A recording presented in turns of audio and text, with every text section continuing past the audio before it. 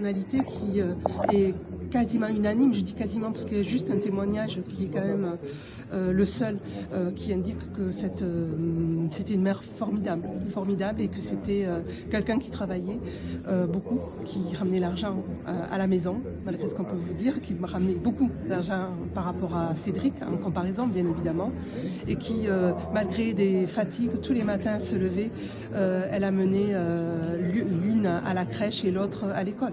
C'était vraiment un grand décalage entre lui et elle. Oui, tout à fait. C'est pas les mêmes personnalités. Lui prend tout l'espace.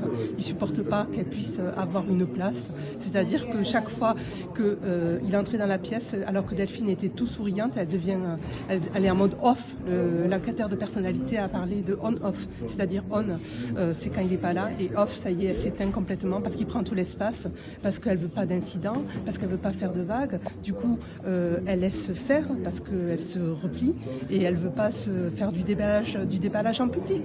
Et elle change considérablement quand elle découvre l'amour, le vrai. Et oui, on a un déséquilibre. En fait, à un moment donné, elle est soumise, elle est repliée, elle s'enfonce, elle s'isole parce qu'il l'isole. Et puis à un moment donné, elle se dit, ce serait bien que je voie ailleurs. Et elle trouve l'amour, en fait. Elle trouve l'amour et du coup, là, elle commence à se rebeller.